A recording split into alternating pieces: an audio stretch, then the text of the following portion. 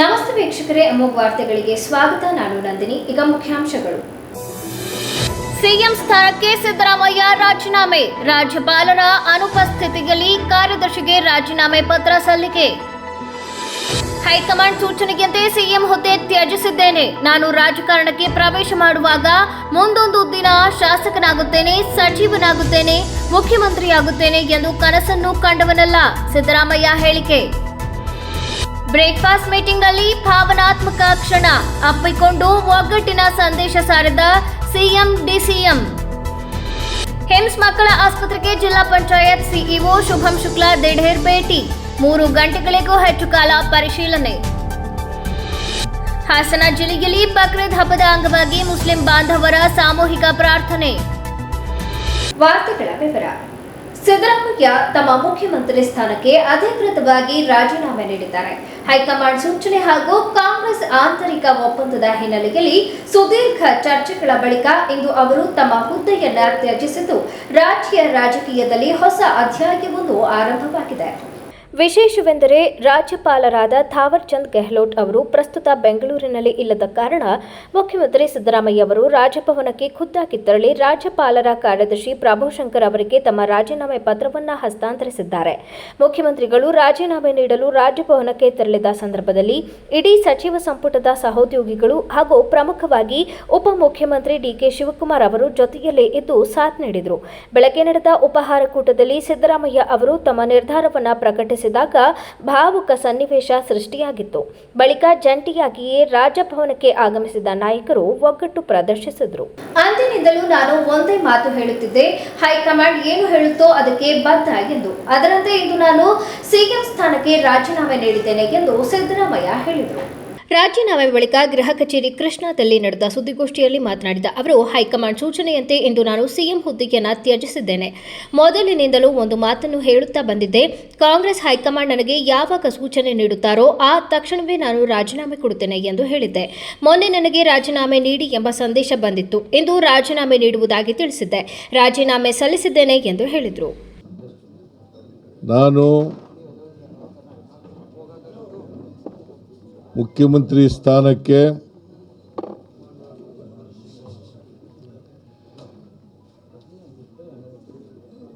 ರಾಜ್ಯಪಾಲರ ಭವನದಲ್ಲಿ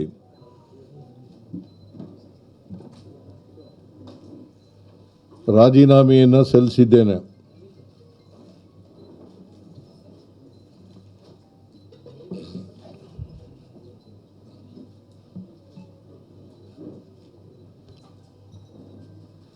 ರಾಜ್ಯಪಾಲರು ಊರಿನಲ್ಲಿಲ್ಲ, ಇವತ್ತು ರಾತ್ರಿ ಬರ್ತಾರೆ ಅಂತೇಳಿ ಅವರ ಕಚೇರಿನಲ್ಲಿ ತಿಳಿಸಿದರು.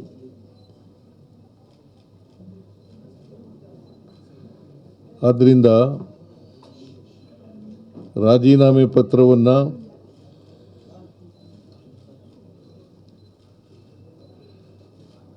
ಅವರ ಕಚೇರಿ, ಅವರ ಕಾರ್ಯದರ್ಶಿ, ಅವರ ಬಳಿ ಕೊಟ್ಟಿದ್ದೇನೆ.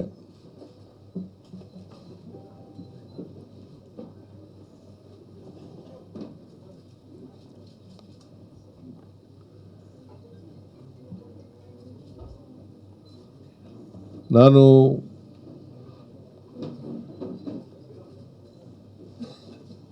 ಮೊದಲಿನಿಂದಲೂ ಹೇಳ್ತಿದ್ದೆ, ಅನೇಕ ಸಾರಿ ಹೇಳಿದ್ದೀನಿ ಮಾಧ್ಯಮದವರು ಮುಂದೆ ಮತ್ತು ಹೊರಗಡೆ,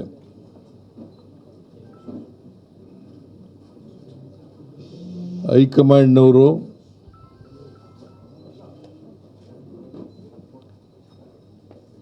ಯಾವಾಗ ಸೂಚಿಸ್ತಾರೆ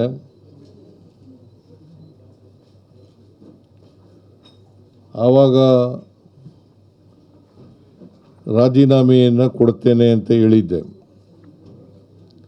ಅದರ ಪ್ರಕಾರ ಮೊನ್ನೆ ಹೈಕಮಾಂಡ್ನವರು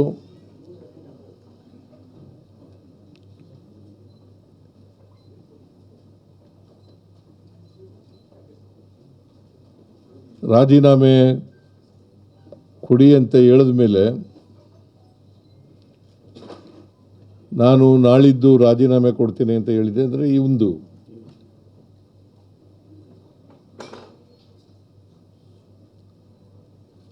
ಹಾಗಾಗಿ ಇವತ್ತು ರಾಜೀನಾಮೆಯನ್ನು ಸಲ್ಲಿಸ್ತಾ ಇದ್ದೇನೆ.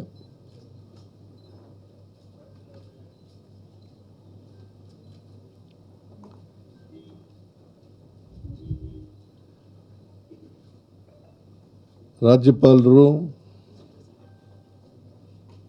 ನನ್ನ ರಾಜೀನಾಮೆ ಪತ್ರವನ್ನು ಅವರು ಬಂದ ಮೇಲೆ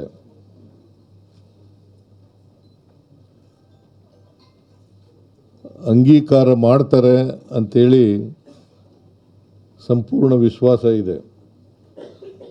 ಯಾಕಂದರೆ ಸಂವಿಧಾನದ ಪ್ರಕಾರ ಮಾಡಲೇಬೇಕು.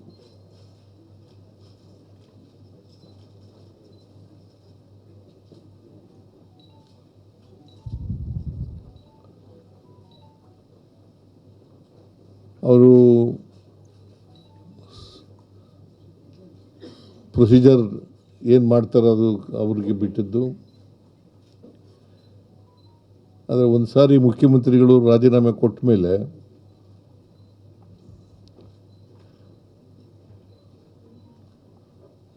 ಅಂಗೀಕಾರ ಮಾಡಿ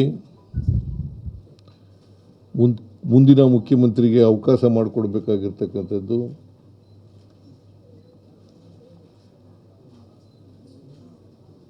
ಅವರ ಜವಾಬ್ದಾರಿ.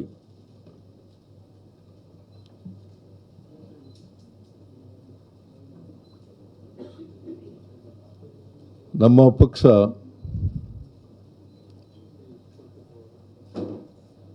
ನೂರ 35+1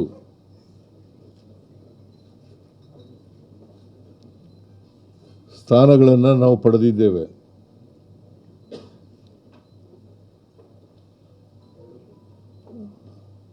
ಜೊತೆಯಲ್ಲಿ ಇಬ್ಬರು ಇಂಡಿಪೆಂಡೆನ್ಸು ಕೂಡ ನಮ್ಮ ಸರ್ಕಾರಕ್ಕೆ ಬೆಂಬಲವನ್ನು ವ್ಯಕ್ತ ಮಾಡಿದ್ದಾರೆ.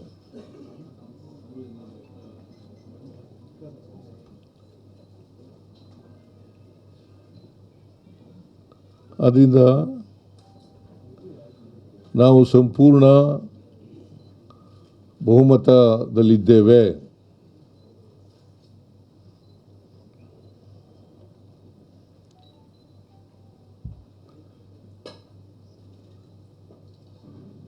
ಅದರಿಂದ ಮುಂದಿನ ಮುಖ್ಯಮಂತ್ರಿಗೆ ಅವಕಾಶ ಮಾಡಿಕೊಡಬೇಕಾಗಿರ್ತಕ್ಕಂಥದ್ದು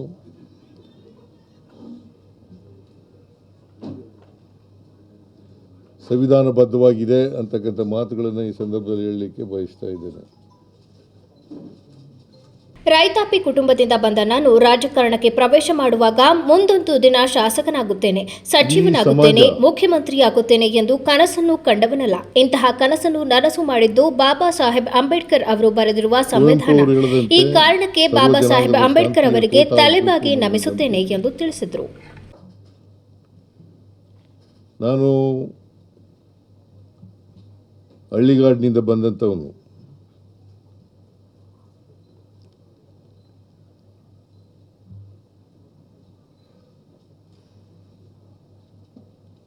ನಾನು ಮುಂದೊಂದು ದಿನ ಶಾಸಕನಾಗ್ತೇನೆ, ಮಂತ್ರಿ ಆಗ್ತೇನೆ, ಮುಖ್ಯಮಂತ್ರಿ ಆಗ್ತೇನೆ, ವಿರೋಧ ಪಕ್ಷದ ನಾಯಕನಾಗ್ತೇನೆ ಅಂತಕ್ಕಂಥ ಕನಸು ಕಂಡಿರಲಿಲ್ಲ.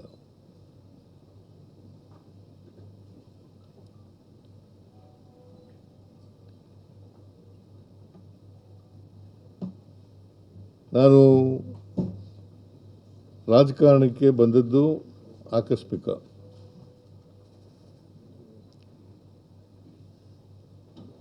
ಯಾಕಂದರೆ ನಮ್ಮ ಕುಟುಂಬದವರು ಯಾರೂ ಕೂಡ ರಾಜಕಾರಣದಲ್ಲಿ ಇರಲಿಲ್ಲ.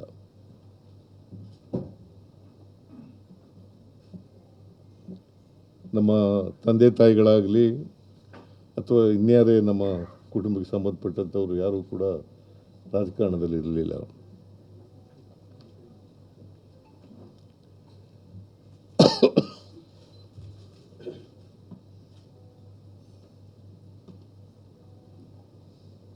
ನಾನು ಮೊದಲಿನಿಂದಲೂ ಕೂಡ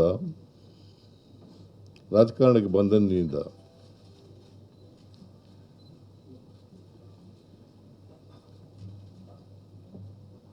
ಬುದ್ಧ, ಬಸವ, ಬಾಬಾ ಸಾಹೇಬ್ ಅಂಬೇಡ್ಕರ್, ಗಾಂಧೀಜಿ,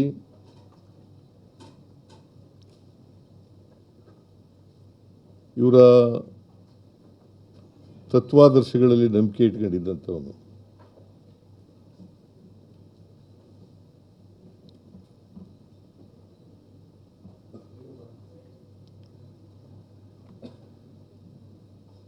ಸಂವಿಧಾನದಲ್ಲಿ ಅಪಾರವಾದಂಥ ಗೌರವ ಇಟ್ಕೊಂಡಿರ್ತಕ್ಕಂಥವನು.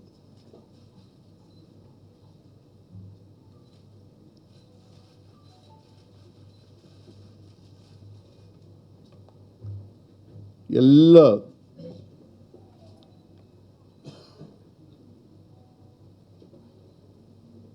ಒಂದು ಕುಟುಂಬವಾಗಿ ಬಾಳಬೇಕು ಅಂತಕ್ಕಂಥದ್ರಲ್ಲಿ ನಂಬಿಕೆ ಇಟ್ಕೊಂಡಿರ್ತಕ್ಕಂಥವನು. ಯಾವುದೇ ಜಾತಿ, ಮತ, ಧರ್ಮ ಇಲ್ಲೇ ಇರ್ತಕ್ಕಂಥ ನಾವೆಲ್ಲರೂ ಕೂಡ ಒಂದು ಕುಟುಂಬವಾಗಿ ಬಾಳಬೇಕು ಅಂತಕ್ಕಂಥದ್ರಲ್ಲಿ ನಂಬಿಕೆ ಇಟ್ಕೊಂಡಿರ್ತಕ್ಕಂಥವನು.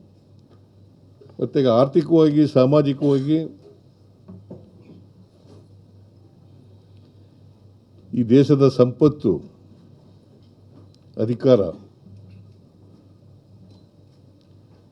ಎಲ್ರಿಗೂ ಸಮಾನವಾಗಿ ಹಂಚಿಕೆ ಆಗಬೇಕು ಅಂತಕ್ಕಂಥದ್ರಲ್ಲಿ ನಂಬಿಕೆ ಇಟ್ಕೊಂಡಿರ್ತಕ್ಕಂಥ.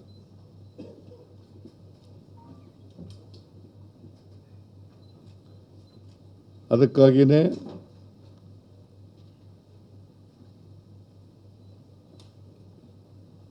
ಬುದ್ಧನ ವಿಚಾರ,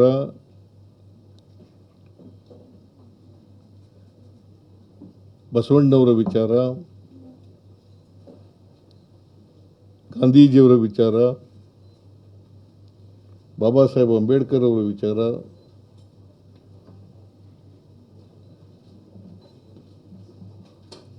ನಮಗೆ ಆದರ್ಶಪ್ರಾಯ.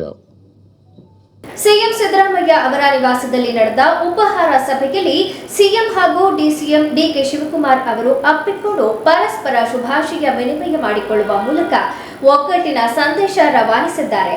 ಈ ವೇಳೆ ಡಿಸಿಎಂ ಶಿವಕುಮಾರ್ ಅವರು ಸಿಎಂ ಸಿದ್ದರಾಮಯ್ಯ ಅವರ ಪಾದ ಮುಟ್ಟಿ ನಮಸ್ಕರಿಸುವ ಮೂಲಕ ಗಮನ ಸೆಳೆದಿದ್ದಾರೆ. ಡಿಕೆ ಶಿವಕುಮಾರ್ ಬೆಳಗಿನ ಉಪಹಾರಕ್ಕೂ ಮುನ್ನವೇ ಸಿಎಂ ಅವರನ್ನ ಭೇಟಿ ಮಾಡಲು ಮುಂದಾದರು. ಈ ಭೇಟಿ ಸಾಮಾನ್ಯ ರಾಜಕೀಯ ಭೇಟಿಯಂತೆ ಇರದೆ ತುಂಬಾ ಭಾವನಾತ್ಮಕ ವಾತಾವರಣದಲ್ಲಿ ನಡೆಯಿತು. ಡಿಕೆಶಿ ಅವರು ಸಿದ್ದರಾಮಯ್ಯ ಅವರನ್ನ ಭೇಟಿ ಮಾಡಿದ ಕ್ಷಣದಲ್ಲಿ ತಮ್ಮ ಭಾವನೆಗಳನ್ನು ನಿಯಂತ್ರಿಸಲು ಸಾಧ್ಯವಾಗಲಿಲ್ಲ. ಅವರ ಕಣ್ಣಲ್ಲಿ ಕಣ್ಣೀರು ತುಂಬಿಕೊಂಡಿತ್ತು.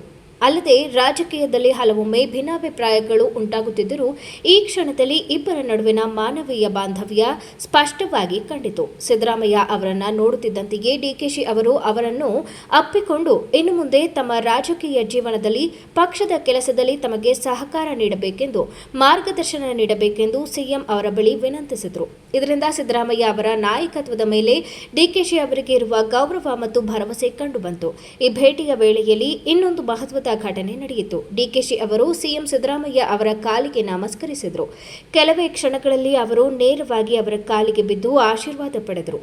ದೊಡ್ಡ ನಾಯಕರು, ಹಿರಿಯರು ಮತ್ತು ಮಾರ್ಗದರ್ಶಕರಿಗೆ ಗೌರವ ತೋರಿಸುವ ಭಾರತೀಯ ಸಂಪ್ರದಾಯವನ್ನು ನೆನಪಿಸುವ ಈ ಘಟನೆ ರಾಜಕೀಯ ವಲಯದಲ್ಲೂ ವಿಶಿಷ್ಟವಾಗಿ ಗಮನಾರ್ಹವಾಗಿದೆ. ಡಿಕೆಶಿ ಅವರ ಈ ನಡೆ ತಾವು ಸಿದ್ದರಾಮಯ್ಯ ಅವರನ್ನು ಕೇವಲ ರಾಜಕೀಯ ನಾಯಕನಾಗಿ ಮಾತ್ರವಲ್ಲ, ಹಿರಿಯರಾಗಿ ಮತ್ತು ಆಶೀರ್ವಾದ ನೀಡುವ ವ್ಯಕ್ತಿಯಾಗಿ ಕಾಣುತ್ತಿರುವುದನ್ನು ತೋರಿಸಿತು.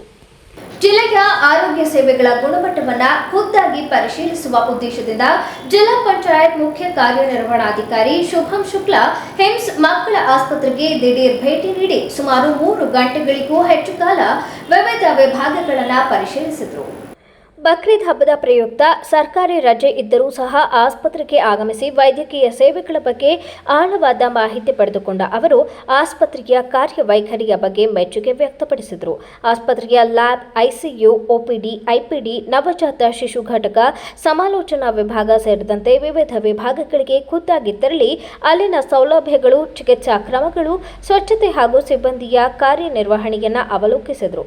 ಪ್ರತಿಯೊಂದು ವಿಭಾಗದಲ್ಲಿಯೂ ವೈದ್ಯರು, ಸಿಬ್ಬಂದಿ ಹಾಗೂ ರೋಗಿಗಳ ಕುಟುಂಬ ಸದಸ್ಯರೊಂದಿಗೆ ಮಾತನಾಡಿ ಸಮಸ್ಯೆಗಳು, ಅವಶ್ಯಕತೆಗಳು ಮತ್ತು ಸುಧಾರಣೆಗೆ ಬೇಕಾದ ಅಂಶಗಳ ಬಗ್ಗೆ ಮಾಹಿತಿ ಸಂಗ್ರಹಿಸಿದರು. ಪರಿಶೀಲನೆ ಬಳಿಕ ಮಾತನಾಡಿದ ಅವರು, ಹಿಮ್ಸ್ ಮಕ್ಕಳ ಆಸ್ಪತ್ರೆಯಲ್ಲಿ ದೊರೆಯುತ್ತಿರುವ ಸೇವೆ ಮತ್ತು ಸೌಲಭ್ಯಗಳನ್ನು ನೋಡಿದಾಗ ಖಾಸಗಿ ಆಸ್ಪತ್ರೆಗಳಿಗೆ ಸಮಾನವಾಗಿಯೇ ಅಲ್ಲ, ಕೆಲವೊಂದು ವಿಷಯಗಳಲ್ಲಿ ಅದಕ್ಕಿಂತಲೂ ಉತ್ತಮವಾಗಿದೆ ಎಂದು ಹೇಳಬಹುದು. ವಿಶೇಷವಾಗಿ ಸ್ವಚ್ಛತೆ, ಮಕ್ಕಳ ಮತ್ತು ತಾಯಿಯ ಆರೈಕೆ ಮತ್ತು ವೈದ್ಯಕೀಯ ಸೇವೆಗಳ ವ್ಯವಸ್ಥೆ ಗಮನ ಸೆಳೆಯುವಂತಿದೆ ಎಂದು ಹೇಳಿದರು. ಆಸ್ಪತ್ರೆಯಲ್ಲಿ ಕಾರ್ಯನಿರ್ವಹಿಸುತ್ತಿರುವ ವೈದ್ಯರು ಹಾಗೂ ಸಿಬ್ಬಂದಿಯಿಂದ ಕೆಲವು ಮೂಲಭೂತ ಸೌಲಭ್ಯಗಳ ಬೇಡಿಕೆಗಳು ಮತ್ತು ಸಮಸ್ಯೆಗಳ ಬಗ್ಗೆ ಮನವಿ ಬಂದಿದ್ದು ಅವುಗಳನ್ನು ಪರಿಶೀಲಿಸಿ ಯಾವ ಯೋಜನೆ ಅಥವಾ ಅನುದಾನದಡಿ ಸೌಲಭ್ಯ ಕಲ್ಪಿಸಬಹುದು ಎಂಬುದರ ಕುರಿತು ಕ್ರಮ ಕೈಗೊಳ್ಳಲಾಗುವುದು. ಸರ್ಕಾರಿ ಆಸ್ಪತ್ರೆಗಳಲ್ಲಿ ಸಿಗುವಂತೆ ಇನ್ನಷ್ಟು ಉತ್ತಮ ಸೇವೆ ನೀಡುವ ಉದ್ದೇಶದಿಂದ ಪ್ರತಿಯೊಂದು ಅಂಶವನ್ನು ಗಮನಿಸಲಾಗುತ್ತಿದೆ. ವಿಶೇಷವಾಗಿ ತಾಯಂದಿರು ಮತ್ತು ಮಕ್ಕಳಿಗೆ ಗುಣಮಟ್ಟದ ಆರೋಗ್ಯ ಸೇವೆ ದೊರೆಯಬೇಕು ಎಂಬುದು ಸರ್ಕಾರದ ಆದ್ಯತೆ. ಶಿಶು ಮರಣ ಪ್ರಮಾಣ ಕಡಿಮೆ ಮಾಡುವ ನಿಟ್ಟಿನಲ್ಲಿ ಕೈಗೊಳ್ಳಬೇಕಾದ ಕ್ರಮಗಳು, ತಾಯಂದಿರಿಗೆ ಉತ್ತಮ ಆರೋಗ್ಯ ಸೇವೆ ಒದಗಿಸುವ ವ್ಯವಸ್ಥೆ, ನವಜಾತ ಶಿಶುಗಳ ಆರೈಕೆ ಹಾಗೂ ಪೌಷ್ಟಿಕತೆ ಸಂಬಂಧಿತ ವಿಚಾರಗಳ ಕುರಿತು ವೈದ್ಯರೊಂದಿಗೆ ಚರ್ಚೆ ನಡೆಸಲಾಗಿದೆ. ಕೆಲವು ವಿಭಾಗಗಳಲ್ಲಿ ಇನ್ನೂ ಅಭಿವೃದ್ಧಿ ಅಗತ್ಯವಿದೆ. ಅವುಗಳನ್ನು ಹಂತ ಹಂತವಾಗಿ ಸುಧಾರಿಸುವ ಕಾರ್ಯ ನಡೆಯಲಿದೆ ಎಂದು ಹೇಳಿದರು.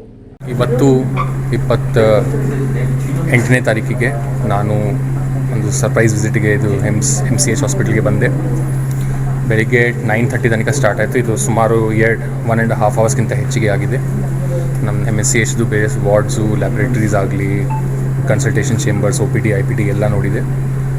ಫೆಸಿಲಿಟೀಸ್ಗಳ ಬಗ್ಗೆ ಮಾತಾಡಿದರೆ ನಮ್ಮದು MCH ಹಾಸ್ಪಿಟಲ್ದು ಫೆಸಿಲಿಟೀಸ್ ಯಾವುದೇ ಪ್ರೈವೇಟ್ ಹಾಸ್ಪಿಟಲ್ಗಿಂತ ಒಳ್ಳೆಯ ಇದೆ. ಒಂದು state of the art labs ಇದೆ. ಒಂದು very modernised, very well functioning NICU unit ಇದೆ. ಸ್ವಚ್ಛತೆ ಬಗ್ಗೆ ಮಾತಾಡಿದರೆ ನಿಮಗೆಲ್ಲರಿಗೆ ಕಾಣಿಸ್ತಾ ಇರ್ಬೋದು, ಸ್ವಚ್ಛತೆ ಮತ್ತು ನಿರ್ಮಲತೆ ಸ್ಟ್ಯಾಂಡರ್ಡ್ಸ್ ಭಾಳ ಹೈ ಇದೆ. So it is looking like a very well functioning, even better then a private hospital ಅಂತ ನಾನು ಅನ್ಸ್ಕೊಂಡೆ. ಜೊತೆಗೇ ನಮ್ಮ ಡಾಕ್ಟರ್ಸ್ ಜೊತೆ ಕೂಡ ಮಾತಾಡಿದ್ದೆ. ಕೆಲವೊಂದು ಡಾಕ್ಟರ್ಸ್ಗಳದ್ದು ಸ್ವಲ್ಪ ಕೋರಿಕೆ ಇತ್ತು, ಕೆಲವೊಂದು ತಂತ್ರಾಶ ಬೇಕು. ಅದ್ರ ಬಗ್ಗೆ ನಾವು ಪರಿಶೀಲನೆ ಮಾಡ್ತೀವಿ. ಏನಾದರೂ ಸಾಧ್ಯ ಇದ್ದರೆ ಯಾವ ಫಂಡಿಂದ ಮಾಡೋಣ, ಹೆಂಗೆ ಖರೀದಿ ಮಾಡೋಣ, ಡೈರೆಕ್ಟ್ ನಾವು ಖರೀದಿ ಮಾಡ್ಬೋದು, ಯಾವ ಫಂಡಿಂದ ಅಲೋಕೇಟ್ ಮಾಡ್ಬೋದು, ಅದ್ರ ಬಗ್ಗೆ ಡಾಕ್ಟರ್ಸ್ ಜೊತೆ ಮಾತಾಡಿದ್ದೆ. ಅವರು ಕೂಡ ಇಂದನ್ನು ಸಜೆಷನ್ಸ್ ಕೂಡ ತೊಗೊಂಡಿದೆ. ನಮ್ಮದು IMR ಹೆಂಗೆ ರಿಡ್ಯೂಸ್ ಮಾಡ್ಬೋದು ಮತ್ತು ಉತ್ತಮ ಸೇವೆಗಳು ನಾವು ಹೆಂಗೆ ಸಲ್ಲಿಸ್ಬೋದು ನಮ್ಮ ತಾಯಿಯರಿಗೆ, ನಮ್ಮ ಮಕ್ಕಳಿಗೆ, ಇದ್ರ ಬಗ್ಗೆ ಚರ್ಚೆನೂ ಕೂಡ ಆಗಿದೆ. So it's a progressive discussion. Over standards ಕೂಡ ತುಂಬ ಚೆನ್ನಾಗಿದೆ. ಇನ್ನೂ ಸ್ವಲ್ಪ ಕೆಲವೊಂದು ಜಾಗಗಳಲ್ಲಿ ಇಂಪ್ರೂವ್ಮೆಂಟ್ ಆಗ್ಬೋದು. And my best wishes to all the team. And next time ನಾನು ಇನ್ನೊಂದು ಸಲ ಬರ್ತೀನಿ, ಬಟ್ ದಟ್ ಟೈಮ್ ಅದು ಸರ್ಪ್ರೈಸ್ ಮಾಡಿ ಬರ್ತೀನಿ. ಇದೇ ವೇಳೆ ಜಿಲ್ಲಾ ಆರೋಗ್ಯಾಧಿಕಾರಿ ಅನಿಲ್ ಕುಮಾರ್, ಹಿಮ್ಸ್ ಆಡಳಿತಾಧಿಕಾರಿಗಳು ಸೇರಿದಂತೆ ಸಿಬ್ಬಂದಿಗಳು ಉಪಸ್ಥಿತರಿದ್ದರು. ಬಕ್ರೀದ್ ಹಬ್ಬದ ಅಂಗವಾಗಿ ನಗರದ ಹೊಸಲೈನ್ ರಸ್ತೆ ಬಳಿ ಇರುವ ಹಳೆ ಈದ್ಗಾ ಮೈದಾನ ಮತ್ತು ಅಬ್ದುಲ್ ಕಲಾಂ ರಸ್ತೆ ಬಳಿ ಇರುವ ಹೊಸ ಈದ್ಗಾ ಮೈದಾನ ಸೇರಿದಂತೆ ಇತರೆ ಭಾಗಗಳಲ್ಲಿ ಮುಸ್ಲಿಂ ಬಾಂಧವರು ಸಾಮೂಹಿಕ ಪ್ರಾರ್ಥನೆ ಸಲ್ಲಿಸಿದರು. ಹೊಸಲೈನ್ ರಸ್ತೆ ಬಳಿ ಇರುವ ಹಳೆ ಈದ್ಗಾ ಮೈದಾನದಲ್ಲಿ ಸರಿಯಾಗಿ ಬೆಳಿಗ್ಗೆ 8 ಗಂಟೆಗೆ ಮುಸ್ಲಿಂ ಬಾಂಧವರು ಒಂದೆಡೆ ಸೇರಿ ಸಾಮೂಹಿಕ ಪ್ರಾರ್ಥನೆಯನ್ನು ಸಲ್ಲಿಸಿದರು. ಇದಾದ ಬಳಿಕ ಬೆಳಿಗ್ಗೆ 9:15ಕ್ಕೆ ನಗರದ 80 ಫೀಟ್ ರಸ್ತೆ ಬಳಿ ಇರುವ ಹೊಸ ಈದ್ಗಾ ಮೈದಾನದಲ್ಲಿ ಪ್ರಾರ್ಥನೆ ಸಲ್ಲಿಸಲಾಯಿತು. ಹಜರತ್ ಗುಜರಾತಿ ದರ್ಗಾ ಕಮಿಟಿ ಹಾಗೂ ಈದ್ಗಾ ಕಮಿಟಿ ಅಧ್ಯಕ್ಷ ಸಮೀರ್ ಖಾನ್ ಮಾಧ್ಯಮದೊಂದಿಗೆ ಮಾತನಾಡಿ, ಬಕ್ರೀದ್ ಹಬ್ಬ ಎಂದರೆ ತ್ಯಾಗ ಬಲಿದಾನದ ಸಂಕೇತ.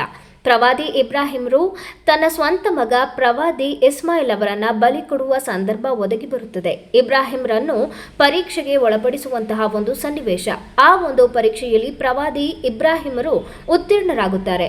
ಆ ನೆನಪಿಗಾಗಿ ಪ್ರಾಣಿಯನ್ನ ಬಲಿ ಕೊಡುತ್ತೇವೆ. ಪ್ರಪಂಚದ ನಾನಾ ಮೂಲೆಗಳಿಂದ ಬಕ್ರೀದ್ ಹಬ್ಬದ ವೇಳೆ ಹಜ್ ಯಾತ್ರೆಯನ್ನ ಕೈಗೊಳ್ಳುತ್ತಾರೆ. ನಾವೆಲ್ಲ ಸಮುದಾಯ ಸೇರಿ ಸಮಾಜದ ಶಾಂತಿಗಾಗಿ ವಿಶೇಷ ಪ್ರಾರ್ಥನೆಯನ್ನ ಮಾಡಿದ್ದೇವೆ. ಬಲಿ ಕೊಡುವ ಪ್ರಾಣಿಯ ಮಾಂಸವನ್ನ ಎಲ್ಲ ಬಡ ಜನರಿಗೆ ಆಹಾರವನ್ನು ಕೊಡುವುದು ಈ ಬಕ್ರೀದ್ ಹಬ್ಬದ ವೇಳೆ ನಡೆಯುತ್ತದೆ. ಈ ದೇಶದ ಪ್ರಗತಿಗಾಗಿ, ಸೌಹಾರ್ದತೆಗಾಗಿ, ಸಹೋದರತ್ವಕ್ಕಾಗಿ ಪ್ರಾರ್ಥನೆ ಸಲ್ಲಿಸಲಿದ್ದೇವೆ ಎಂದು ಹೇಳಿದರು. ಬಕ್ರೀದ್ ಹಬ್ಬ ಎಂದರೆ ಶಾಂತಿ ಮತ್ತು ಬಲಿದಾನದ ಸಂಕೇತ. ತ್ಯಾಗ ಇದೆ ಮತ್ತು ಸಹೋದರತ್ವ ಇದೆ. ಇದೆಲ್ಲ ಕೂಡಿದಂತಹದ್ದು ಬಕ್ರೀದ್ ಹಬ್ಬ. ಇವತ್ತು ನಾವು ಪ್ರಪಂಚದ ಎಲ್ಲ ಭಾಗಗಳಲ್ಲಿ ಎಲ್ಲ ಮುಸಲ್ಮಾನ್ ಬಂಧುಗಳು ಬಕ್ರೀದ್ ಹಬ್ಬದ ಒಂದು ಸಾಮೂಹಿಕ ಪ್ರಾರ್ಥನೆಯನ್ನು ಮಾಡಿ ಈ ಪ್ರಪಂಚದ ಒಳಿತಿಗಾಗಿ ಪ್ರಾರ್ಥನೆಯನ್ನು ಸಲ್ಲಿಸ್ತಾರೆ. ಹಾಗೆಯೇ ಪ್ರವಾದಿಯಾದಂತಹ ಇಬ್ರಾಹಿಮರು ಸುಮಾರು 3,500-4,000 ವರ್ಷಗಳ ಹಿಂದೆ ಈ ಪ್ರಪಂಚದ ಒಳಿತಿಗಾಗಿ ಸ್ವಂತ ಮಗನನ್ನು ಬಲಿ ಕೊಡುವಂತಹ ಒಂದು ಪರೀಕ್ಷೆಗೆ ಒಳಪಡಿಸುತ್ತಾನೆ ಅಲ್ಲಾಹ. ಅವನ ಆಜ್ಞೆಯಂತೆ ಸ್ವಂತ ಮಗನನ್ನು ಬಲಿ ಕೊಡುವಂತಹ ಸಂದರ್ಭ ಒದಗಿ ಬರುತ್ತೆ. ಆ ಪರೀಕ್ಷೆಯಲ್ಲಿ ಪ್ರವಾದಿ ಇಬ್ರಾಹಿಮರು ಉತ್ತೀರ್ಣರಾಗ್ತಾರೆ. ಈ ಒಂದು ನೆನಪಿನಲ್ಲಿ ಆ ಪರಂಪರೆಯನ್ನು ಉಳಿಸಿಕೊಂಡು ಇವತ್ತು ಒಂದು ಪ್ರಾಣಿಯನ್ನು ಬಲಿ ಕೊಡುವಂತಹ ಒಂದು ಸಂದರ್ಭ.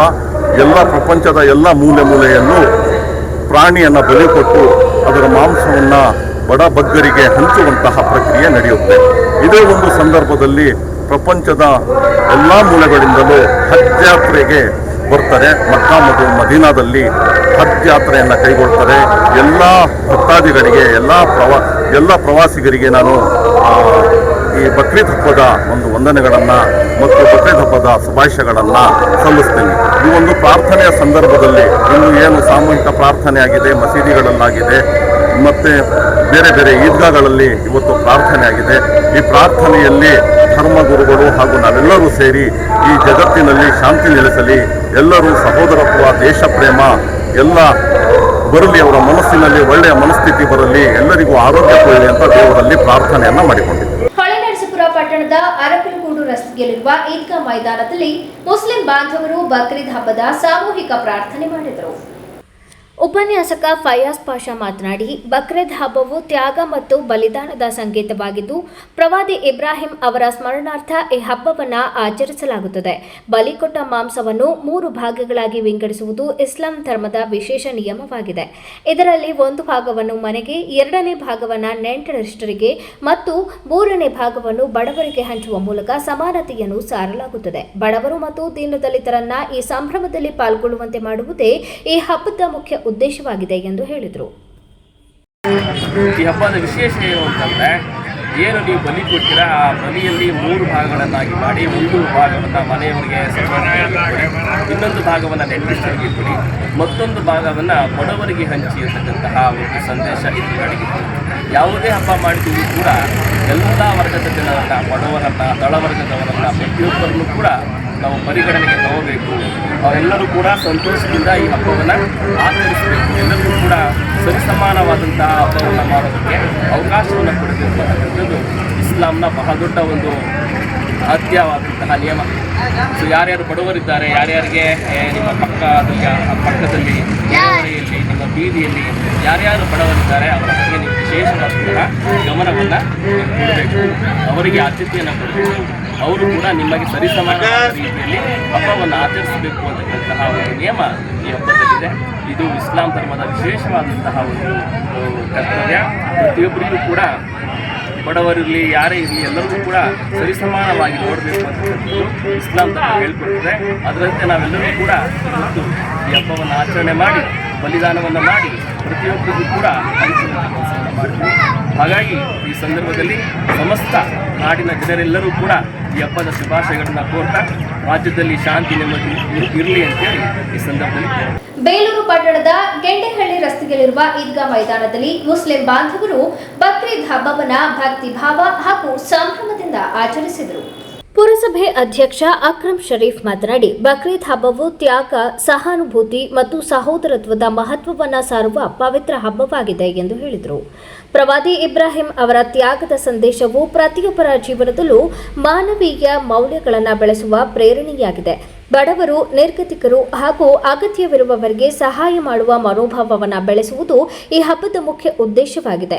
ಸಮಾಜದಲ್ಲಿ ಶಾಂತಿ, ಸೌಹಾರ್ದತೆ ಮತ್ತು ಪರಸ್ಪರ ಪ್ರೀತಿ ಹೆಚ್ಚಬೇಕು. ಎಲ್ಲ ಧರ್ಮದ ಜನರು ಒಂದಾಗಿ ಸಹಬಾಳ್ವೆಯಿಂದ ಬದುಕಿದಾಗ ಮಾತ್ರ ಸಮಾಜ ಅಭಿವೃದ್ಧಿಯ ದಾರಿಗೆ ಸಾಗುತ್ತದೆ ಎಂದು ತಿಳಿಸಿದರು. ಸಮಸ್ತ ನಾಗರಿಕರಿಗೆ ಎಲ್ಲ ನಮ್ಮ ಜನತೆಗೆ ಬಕ್ರೀದ್ ಹಬ್ಬದ ಮೊದಲನೇದಾಗಿ ಶುಭಾಶಯಗಳು ಹೇಳ್ತಾ ಎಲ್ಲ ಜನರಿಗೆ ಒಳ್ಳೆಯದಾಗಲಿ ಅಂತ ಬಯಸ್ತೀನಿ. ಎಲ್ಲ ದೇವರು ಆಶೀರ್ವಾದ ಮಾಡಲಿ, ಎಲ್ಲ ನಾಗರಿಕರು, ಎಲ್ಲ ಜನರಿಗೂ ಒಳ್ಳೆಯದಾಗಲಿ. ಅರಕಲಗೂಡು ತಾಲೂಕಿನ ಅಡುಗೆ ಅನಿಲ ಸಮಸ್ಯೆ ಬಗೆಹರಿಸಬೇಕು ಎಂದು ತಾಲೂಕು ಕರ್ವೆ ಗೌರವಾಧ್ಯಕ್ಷ ಎನ್ ರವಿಕುಮಾರ್ ಒತ್ತಾಯಿಸಿದರು. ಆಗ ಸರ್ಕಾರ ಏನು ಪ್ರತಿ ತಾಲೂಕಿಗೆ ಸಿಲಿಂಡರ್ಗಳನ್ನ ಕೊಡುತ್ತೋ ಅದರ ವಿತರಣೆಯಲ್ಲಿ ಅರಕಲಗೂಡು ತಾಲೂಕಿನಲ್ಲಿ ಸಾಕಷ್ಟು ಲೋಪ ಆಗ್ತಾ ಇದೆ. ಮತ್ತೆ ಯಾವುದೇ ಸ್ಪಷ್ಟನೆಯನ್ನು ಸಹ ಕೊಡ್ತಾ ಇಲ್ಲ. ಜನ ಪ್ರತಿನಿತ್ಯ ಪರದಾಡುವಂತ ಪರಿಸ್ಥಿತಿಯನ್ನು ನಿರ್ಮಾಣ ಮಾಡಿದ್ದಾರೆ. ಆಹಾರ ಇಲಾಖೆ ಮತ್ತು ತಾಲೂಕು ಆಡಳಿತ ಮತ್ತೆ ಗ್ಯಾಸ್ ಏಜೆನ್ಸಿಗಳು ಎಷ್ಟು ಸಿಲಿಂಡರ್ಗಳು ನಮ್ಮ ತಾಲೂಕಿಗೆ ಬರ್ತದೆ, ಯಾವ್ಯಾವ ಏಜೆನ್ಸಿಗೆ, ಮತ್ತೆ ಎಷ್ಟು ಅವಶ್ಯಕತೆ, ಎಷ್ಟು ಕಸ್ಟಮರ್ಸ್ ಇದ್ದಾರೆ, ಎಷ್ಟು ಗ್ರಾಹಕರಿದ್ದಾರೆ, ಮತ್ತೆ ಎಷ್ಟು ಜನ OTP ಕೊಡ್ತಾ ಇದ್ದಾರೆ, ಮತ್ತೆ ಎಷ್ಟು ಜನ ಬುಕ್ ಮಾಡ್ತಾ ಇದ್ದಾರೆ. ಇದರ ಯಾವುದೇ ಮಾಹಿತಿಯನ್ನ ಗ್ರಾಹಕರಿಗೆ ಕೊಡ್ತಾ ಇಲ್ಲ, ಜನಗಳಿಗೆ. ಎಷ್ಟು ಸಿಲಿಂಡರ್ ಬೇಕು, ಎಷ್ಟು ಸಿಲಿಂಡರ್ ಬರ್ತಾ ಇದೆ, ಎಷ್ಟು ಸಿಲಿಂಡರ್ ಕೊರತೆ ಇದೆ, ಯಾರಿಗೆ ಕೊಡ್ತಾ ಇದ್ದೀವಿ ಸಿಲಿಂಡ್ರು, ಯಾವ ಗ್ರಾಹಕರಿಗೆ ಕೊಡ್ತಾ ಇದ್ದೀವಿ, ಸಿಲಿಂಡರ್ ಏನಾಗ್ತಿದೆ ಅನ್ನೋದ್ರ ಬಗ್ಗೆ ಯಾವುದೇ ಮಾಹಿತಿಯನ್ನು ಗ್ಯಾಸ್ ಏಜೆನ್ಸಿಗಳು ಆಗಲಿ ಆಹಾರ ಇಲಾಖೆ ಆಗಲಿ ಕೊಡ್ತಾ ಇಲ್ಲ. ಈ ಗ್ಯಾಸ್ ಏಜೆನ್ಸಿಗಳನ್ನ ನಿಯಂತ್ರಣ ಮಾಡ್ತಕ್ಕಂಥದ್ದು ಯಾರು ಸರ್ಕಾರದಲ್ಲಿ? ಆಹಾರ ಇಲಾಖೆ. ಈ ಆಹಾರ ಇಲಾಖೆ ಒಂದು ಪತ್ರಿಕಾಗೋಷ್ಠಿನಾದ್ರು ಕರೀಲಿ, ಇಲ್ಲ ಗ್ಯಾಸ್ ಏಜೆನ್ಸಿ ಮುಂದೆ ಒಂದು ನೋಟಿಸ್ ಬೋರ್ಡ್ನಾರು ಹಾಕ್ಲಿ, ಇಷ್ಟು ಸಿಲಿಂಡರ್ ಬಂದಿದೆ, ಇಷ್ಟು ಗ್ರಾಹಕರ ಬೇಡಿಕೆ ಇದೆ, ಇಂಥವ್ರು ಸೀನಿಯಾರಿಟಿ ಇದ್ದಾರೆ, ಇವ್ರಿಗೆ ಸಿಲಿಂಡರ್ ಕೊಡಬೇಕು ಅನ್ನೋದನ್ನ ಎಲ್ಲೂ ಸಹ ಪ್ರಚಾರ ಮಾಡ್ತಾ ಇಲ್ಲ. ಇದು ನಮಗೆ ಬಹಳ ಗ್ರಾಹಕರಿಗೆ ಪರದಾಡುವಂಗಾಗಿದೆ. ಅದರಲ್ಲೂ ಅರ್ಕಲ್ಗೋಡ್ ಭಾಗದ ಭರತ್ ಗ್ಯಾಸ್ ಏಜೆನ್ಸಿನಲ್ಲಿ ಪ್ರತಿನಿತ್ಯ ಗ್ಯಾಸ್ ಏಜೆನ್ಸಿ ಮುಂದೆ 150ರಿಂದ 200 ಜನ ನಿಂತಿದ್ದಾರೆ. ಹೋಗಿ ಆ ಗ್ಯಾಸ್ ಏಜೆನ್ಸಿ ಮುಂದೆ ಗ್ಯಾಸ್ ಅನ್ನು ಹೊತ್ಕೊಂಡು ಹೋಗಿ ನಿಂತಿದ್ದಾರೆ. ಅದು ಪಟ್ಟಣದಿಂದ ದೂರ ಇರೋದ್ರಿಂದ ಆಟೋಗಳು ಸಹ ಈಗ ಹೆಚ್ಚಿಗೆ ಬರಕ್ಕೆ ಸಾಧ್ಯ ಆಗದೆ ಇರೋದ್ರಿಂದ ಹೊತ್ಕೊಂಡು ಹೋಗೋದು, ಬೈಕಲ್ಲಿ ಇಟ್ಕೊಂಡು ಹೋಗೋದು, ವಯಸ್ಸಾದಂಥವ್ರಿಗೆ ನಡ್ಕೊಂಡು ಹೋಗೋದು, ಮತ್ತೆ ಅಲ್ಲಿ ಗಂಟೆಗಳ ಕಾಲ ನಿಂತ್ಕೊಳ್ಳೋದು, ಮತ್ತೆ ಸಿಲಿಂಡರ್ ಇಲ್ಲ ಅಂತ ವಾಪಸ್ ಬರೋದು, ಈ ಸಮಸ್ಯೆ ಯಾಕೆ ಸೃಷ್ಟಿಯಾಗಿದೆ? ಆ ಭಾರತ್ ಗ್ಯಾಸ್ ಏಜೆಂಟ್ರನ್ನ ನಾವು ಕೇಳಿದಾಗ ನಮ್ಮಲ್ಲಿ 20,000ಕ್ಕೂ ಅಧಿಕ ಗ್ರಾಹಕರಿದ್ದಾರೆ, ನಮಗೆ ಬರ್ತಿರೋದು 6,800 ಅಂತ ಮೌಖಿಕವಾಗಿ ಹೇಳಿದ್ದಾರೆ. ಅದ್ಯಾವುದೇ ಗ್ಯಾರಂಟಿ ಇಲ್ಲ. ನೀವು 20,000 ಸಿಲಿಂಡರ್ ಗ್ರಾಹಕರನ್ನ ಇಟ್ಕೊಂಡು 6,800 ಸಿಲಿಂಡರ್ ಬಂದ್ರೆ ಯಾರಿಗೆ ಕೊಡ್ತೀರಾ? ಇದನ್ನ ಆಹಾರ ಇಲಾಖೆ ಕೇಳಬೇಕಿತ್ತು, ಸರ್ಕಾರದ ಮೇಲೆ ಒತ್ತಡ ಹಾಕ್ಬೇಕು. 20,000 ಗ್ಯಾಸ್ ಸಿಲಿಂಡರ್ಗೆ 1,000, 2,000, 3,000 ಸಿಲಿಂಡರ್ಗಳ ಕೊರತೆ ಆದ್ರೆ ವಿತರಣೆ ಸರಿ ಸ್ವಲ್ಪ ಹೆಚ್ಚು ಕಡಿಮೆ ಆಗ್ಬೋದು. 20,000 ಗ್ಯಾಸ್ ಸಿಲಿಂಡರ್ಗೆ 6,000, 7,000 ಸಿಲಿಂಡರ್ಗಳು ಬಂದ್ರೆ ಹೇಗೆ ಸಾಧ್ಯ ಆಗುತ್ತೆ? ಇದಕ್ಕೆ ಯಾರು ಉತ್ತರ? ಒಂದು ಕಡೆ ನೀವು ಕಮರ್ಷಿಯಲ್ ಗ್ಯಾಸ್ ಅನ್ನ ನಿಲ್ಸಿದ್ದೀರಿ, ಹೋಟೆಲ್ ಉದ್ಯಮ ಮಾಡಿಕೊಂಡು ಅದರಲ್ಲೇ ಜೀವನ ಮಾಡ್ತಿರ್ತಕ್ಕಂಥ ವ್ಯಕ್ತಿಗಳಿಗೆ ಇವತ್ತು ದಿಕ್ಕು ತಪ್ಪಿದ್ದಾರೆ. ಎಷ್ಟೋ ಜನ ಹಳ್ಳಿಯಿಂದ ಬರ್ತಕ್ಕಂಥವ್ರಿಗೆ ಪೇಟೆನಲ್ಲಿ ತಿಂಡಿ ಊಟಗಳು ಸಿಕ್ಕದಂತ ಕೊರತೆ ಆಗಿದೆ. ಕಮರ್ಷಿಯಲ್ ಸಿಲಿಂಡರ್ಗಳನ್ನ ಕೊಡ್ತಾ ಇಲ್ಲ ನೀವು. ಇನ್ನೊಂದು ಕಡೆ ಡೊಮ್ಯಾಸ್ಟಿಕ್ ಏನು ಮನೆ ಅನಿಲ ಇದೆ, ಅದನ್ನು ಸಹ ನೀವು ನಿಖರವಾಗಿ ಕೊಡ್ತಾ ಇಲ್ಲ. ಯಾರಿಗೆ? ಈ ಸಂದರ್ಭದಲ್ಲಿ ತಾಲೂಕು ಕರವೇ ಘಟಕದ ಅಧ್ಯಕ್ಷ ಜಿಮ್ ಸೋಮು, ಆಟೋ ಚಾಲಕರ ಘಟಕದ ಅಧ್ಯಕ್ಷ ಎವಿ ಧರ್ಮ, ಉಪಾಧ್ಯಕ್ಷ ವಿಜಯ್ ಕುಮಾರ್ ಹಾಜರಿದ್ದರು. ಸೊಲ್ಲಾಪುರ ಹಾಸನ ಸೊಲ್ಲಾಪುರ ಎಕ್ಸ್ಪ್ರೆಸ್ ರೈಲು ಚನ್ನರಾಯಪಟ್ಟಣ ನಿಲ್ದಾಣದಲ್ಲಿ ಪ್ರಾಯೋಗಿಕವಾಗಿ ನಿಲುಗಡೆಗೆ ರೈಲ್ವೆ ಮಂಡಳಿಯು ಅನುಮೋದನೆ ನೀಡಿದೆ. ಇದು ಮೇ 31ರಿಂದ ಜಾರಿಗೆ ಬರಲಿದೆ. ಮುಂದಿನ ಸೂಚನೆಯವರೆಗೂ ಇದು ಅನ್ವಯವಾಗಲಿದ್ದು, ರೈಲು ಸಂಖ್ಯೆ 11311 ಸೊಲ್ಲಾಪುರ ಹಾಸನ ಎಕ್ಸ್ಪ್ರೆಸ್ ರೈಲು ಚನ್ನರಾಯಪಟ್ಟಣ ನಿಲ್ದಾಣಕ್ಕೆ ಬೆಳಗ್ಗೆ 9:29ಕ್ಕೆ ಆಗಮಿಸಿ 1 ನಿಮಿಷದ ನಿಲುಗಡೆಯ ನಂತರ 9:30ಕ್ಕೆ ಹಾಸನದತ್ತ ತೆರಳಲಿದೆ. ಅಂತೆಯೇ ರೈಲು ಸಂಖ್ಯೆ 11312 ಹಾಸನ ಸೊಲ್ಲಾಪುರ ಎಕ್ಸ್ಪ್ರೆಸ್ ಚನ್ನರಾಯಪಟ್ಟಣಕ್ಕೆ ಸಂಜೆ 4:49ಕ್ಕೆ ಆಗಮಿಸಿ 4:50ಕ್ಕೆ ಸೊಲ್ಲಾಪುರದತ್ತ ಪ್ರಯಾಣ ಮುಂದುವರಿಸಲಿದೆ. ಈಗ ಜಾಹೀರಾತು. 100 ವರ್ಷಗಳು 100 ದಿನಗಳು ಮೇಕಿಂಗ್ ಶುಲ್ಕದಲ್ಲಿ 100% ರಿಯಾಯಿತಿ. Bhima legacy fest 100 days offer. ಚಿನ್ನ, ಬೆಳ್ಳಿ ಮತ್ತು ವಜ್ರದ ಮೇಲಿನ ಮೇಕಿಂಗ್ ಶುಲ್ಕದಲ್ಲಿ 100% ವರೆಗೆ ರಿಯಾಯಿತಿ ಪಡೆಯಿರಿ. ಮತ್ತು ಪ್ರತಿ 1 ಲಕ್ಷ ರೂಪಾಯಿ ಮೌಲ್ಯದ ವಜ್ರದ ಮೇಲೆ 24 ಕ್ಯಾರೆಟ್ ಚಿನ್ನದ ಬಾರ್ ಉಚಿತವಾಗಿ ಪಡೆಯಿರಿ. ಎಲ್ಲಾ ಭೀಮಾ ಮಳಿಗೆಗಳಲ್ಲಿ ಲಭ್ಯ. ಷರತ್ತುಗಳು ಅನ್ವಯ. ರತ್ನಂ ಸಿಲ್ಕ್ಸ್ ಹಾಸನದ ಜನಮನ ಗೆದ್ದಿರುವ ನಂಬರ್ 1 ರೇಷ್ಮೆ ಹಾಗೂ ಫ್ಯಾನ್ಸಿ ಸೀರೆಗಳ ಎಕ್ಸ್ಕ್ಲೂಸಿವ್ ಶೋರೂಮ್. ನಮ್ಮಲ್ಲಿ ಮಹಿಳೆಯರ ಮನಸೂರೆಗೊಳ್ಳುವ Kanchipuram silk sarees, Mysuru silks, pure Banaras silks, fancy ಹಾಗೂ cotton sarees, KSIC grade crepe silk, suiting and shirting, ಇನ್ನು ಹಲವಾರು ಬಗೆಯ ಸೀರೆಗಳು ನಿಮ್ಮ ಕೈಗೆಟುಕುವ ದರದಲ್ಲಿ ದೊರೆಯುತ್ತವೆ. ವರ್ಷದ 365 ದಿನಗಳಲ್ಲೂ ಹೋಲ್ಸೇಲ್ ದರದಲ್ಲಿ ಮಾರಾಟ. ಗ್ರಾಹಕರಿಗೆ ಪಾರ್ಕಿಂಗ್ ಹಾಗೂ ಶೌಚಾಲಯದ ವ್ಯವಸ್ಥೆಯೂ ಲಭ್ಯ. ಭೇಟಿ ಕೊಡಿ Ratnam silks, opposite to Rangalakshmi hospital, next to NCC office, RC road, Hassan. Phone number 9164210699 ಹಾಗೂ 08172296399. ವಿಜಯ್ ಸಿಲ್ವರ್ ಪ್ಯಾಲೇಸ್ ಬೆಳ್ಳಿಯ ಆಭರಣಗಳ ಮತ್ತು ಬೆಳ್ಳಿ ವಸ್ತುಗಳ ಎಕ್ಸ್ಕ್ಲೂಸಿವ್ ಶೋರೂಮ್. ಮೊಟ್ಟ ಮೊದಲ ಪ್ರತ್ಯೇಕ ಬೆಳ್ಳಿ ಆಭರಣಗಳ ಭಂಡಾರ ವಿಜಯ್ ಸಿಲ್ವರ್ ಪ್ಯಾಲೇಸ್. ನಮ್ಮಲ್ಲಿ ಎಲ್ಲ ಮಾದರಿಯ 92.5 ಹಾಲ್ಮಾರ್ಕ್ನ ಬೆಳ್ಳಿಯ ಆಭರಣಗಳು ದೊರೆಯುತ್ತವೆ. ಗೋಲ್ಡ್ ಪ್ಲೇಟೆಡ್ ಆಂಟಿಕ್ ನೆಕ್ಲೆಸ್ಗಳು, ಜುಮುಕಿಗಳು, ಸೊಂಟದ ಡಾಬುಗಳು, ಟೆಂಪಲ್ ಡಿಸೈನ್ ಬಳೆಗಳು, ತೋಡುಬಂದಿಗಳು, ಎಮರಾಲ್ಡ್ ವಸ್ತುಗಳು, ಪ್ರತಿನಿತ್ಯ ಹೊಸ ಡಿಸೈನ್ಗಳು ಇಲ್ಲಿ ಲಭ್ಯವಿದೆ.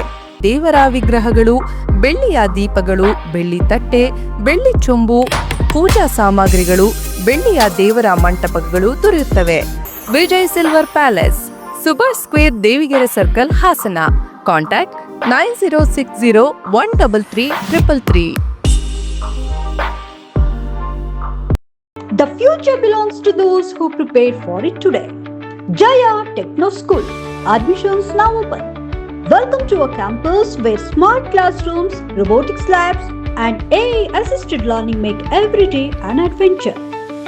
Where coding, STEM, and 3D innovation workshops turn curious kids into confident creators.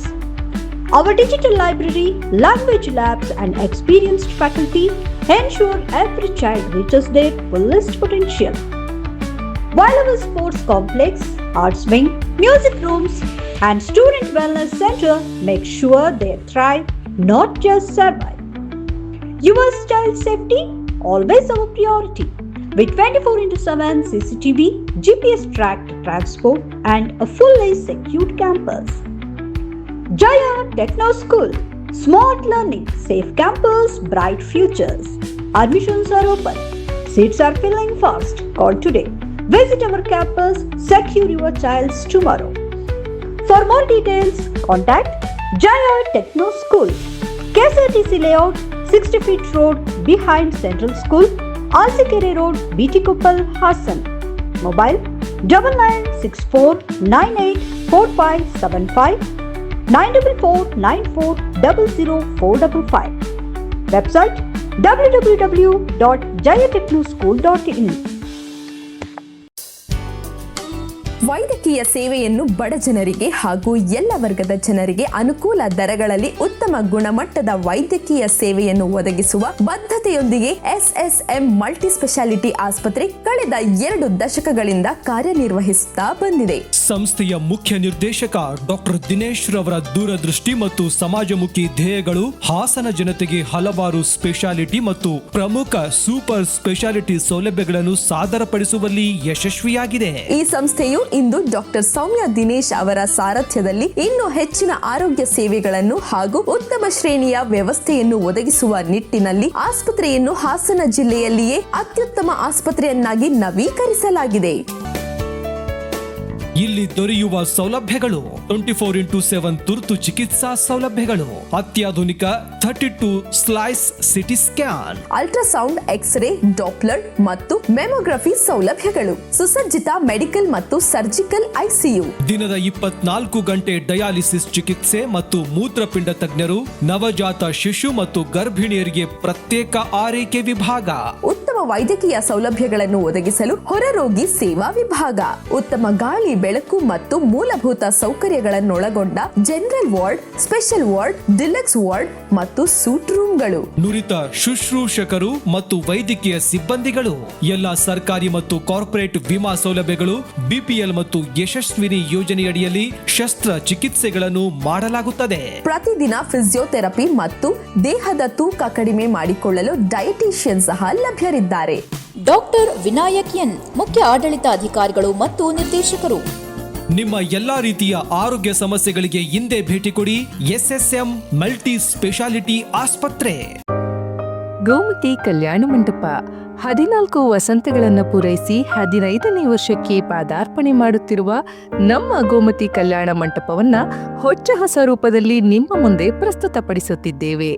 ಅತ್ಯಾಧುನಿಕವಾಗಿ ನವೀಕರಣಗೊಂಡ ಕಲ್ಯಾಣ ಮಂಟಪದಲ್ಲಿ 1200 ಜನರು ಕೂರಬಹುದಾದಂತಹ ಬ್ಯಾಂಕ್ವೆಟ್ ಹಾಲ್ ಹಾಗೂ 700 ಜನರು ಊಟ ಮಾಡಬಹುದಾದ ಡೈನಿಂಗ್ ಹಾಲ್ ಇದ್ದು, ಮದುವೆ, ಬೀಗರ ಔತಣ, ನಾಮಕರಣ ಮತ್ತು ಎಲ್ಲ ಶುಭ ಸಮಾರಂಭಗಳಿಗೆ ಸಸ್ಯಾಹಾರಿ ಮತ್ತು ಮಾಂಸಾಹಾರಿ ಔತಣಗಳಿಗೆ ಹಾಲ್ ಅನ್ನ ನೀಡಲಾಗುತ್ತದೆ. 4 ಎಕರೆಗೂ ಅಧಿಕ ಜಾಗದಲ್ಲಿ ವಾಹನಗಳಿಗೆ ಉತ್ತಮವಾದ ಪಾರ್ಕಿಂಗ್ ವ್ಯವಸ್ಥೆ ಸಹ ಲಭ್ಯವಿದೆ. ನಿಮ್ಮ ಕುಟುಂಬದ ಸುಂದರ ಕಾರ್ಯಕ್ರಮಗಳನ್ನ ಅತ್ಯುತ್ತಮ ಕ್ಷಣಗಳನ್ನಾಗಿ ಮಾರ್ಪಾಡಾಗಿಸಲು ಒಂದು ಒಳ್ಳೆಯ ಜಾಗ, ಅದುವೇ ನಮ್ಮ ಗೋಮತಿ ಕಲ್ಯಾಣ ಮಂಟಪ. ಗೋಮತಿ ಕಲ್ಯಾಣ ಮಂಟಪ, ಕೋಟ್, ಹೊಸ ಬಸ್ ನಿಲ್ದಾಣದ ಹತ್ತಿರ, ಚನ್ನಪಟ್ಟಣ ಬಡಾವಣೆ, ಹೊಳೆನರಸೀಪುರ ರಸ್ತೆ, ಹಾಸನ. ಬುಕಿಂಗ್ ಹಾಗೂ ಹೆಚ್ಚಿನ ಮಾಹಿತಿಗಾಗಿ ಸಂಪರ್ಕಿಸಿ 9484272661 ಮತ್ತು 8970568666. ಮತ್ತೊಮ್ಮೆ ಅಮೋಘ ವಾರ್ತೆಗಳಿಗೆ ಸ್ವಾಗತ. ಚಿಕ್ಕ ಬ್ಯಾಡಿಗೆರೆ ಗ್ರಾಮದಲ್ಲಿ ಪರಿಶಿಷ್ಟ ಜಾತಿ ಹಾಗೂ ಸಾರ್ವಜನಿಕರ ಉದ್ದೇಶಕ್ಕಾಗಿ ಮೀಸಲಿಟ್ಟಿದ್ದ ನಿವೇಶನಗಳನ್ನು ಅಕ್ರಮವಾಗಿ ಖಾತೆ ಮತ್ತು ಈ ಸೊತ್ತು ಮಾಡಲಾಗಿದೆ ಎಂದು ಆರೋಪಿಸಿ ಗ್ರಾಮಸ್ಥರು ಬಂಟೇನಹಳ್ಳಿ ಗ್ರಾಮ ಪಂಚಾಯಿತಿ ಎದುರು ಪ್ರತಿಭಟನೆ ನಡೆಸಿದರು. ಗ್ರಾಮಸ್ಥರ ಆರೋಪದಂತೆ ಬಂಟೇನಹಳ್ಳಿ ಗ್ರಾಮ ಪಂಚಾಯಿತಿ ಅಧಿಕಾರಿಗಳು ಕರ್ತವ್ಯ ಲೋಪ ಎಸಗಿ ಹಣದಾಸೆಗೆ ಒಳಗಾಗಿ ಮೀಸಲು ನಿವೇಶನಗಳನ್ನು ಖಾಸಗಿ ವ್ಯಕ್ತಿಗಳಿಗೆ ಖಾತೆ ಮಾಡಿಕೊಟ್ಟಿದ್ದಾರೆ. ಕೂಡಲೇ ಅಕ್ರಮ ಖಾತೆಗಳನ್ನು ರದ್ದುಪಡಿಸಿ ನಿವೇಶನ ರಹಿತ ಎಸ್ಸಿ ಸಮುದಾಯದ ಜನರಿಗೆ ಹಾಗೂ ಸಾರ್ವಜನಿಕ ಉಪಯೋಗಕ್ಕಾಗಿ ಭೂಮಿಯನ್ನು ಉಳಿಸಬೇಕು ಎಂದು ಆಗ್ರಹಿಸಿದರು. ಪ್ರತಿಭಟನೆಯನ್ನು ಉದ್ದೇಶಿಸಿ ಮಾತನಾಡಿದ ತಾಲೂಕು ಛಲವಾದಿ ಮಹಾಸಭಾ ಉಪಾಧ್ಯಕ್ಷ ದೇವಿಹಳ್ಳಿ ಮಲ್ಲಿಕಾರ್ಜುನ, ಚಿಕ್ಕ ಬ್ಯಾಡಿಗೆರೆ ಗ್ರಾಮದ ಸರ್ವೆ ನಂಬರ್ 123/6 ಮತ್ತು 122/1 ಭೂಮಿ ಗ್ರಾಮ ಠಾಣವಾಗಿ ಪರಿವರ್ತನೆಯಾದ ಸಂದರ್ಭದಲ್ಲಿ ಪರಿಶಿಷ್ಟ ಜಾತಿಯ ಜನರಿಗೆ ಮೀಸಲಾಗಿ ಹಲವು ನಿವೇಶನಗಳನ್ನು ಗುರುತಿಸಲಾಗಿತ್ತು.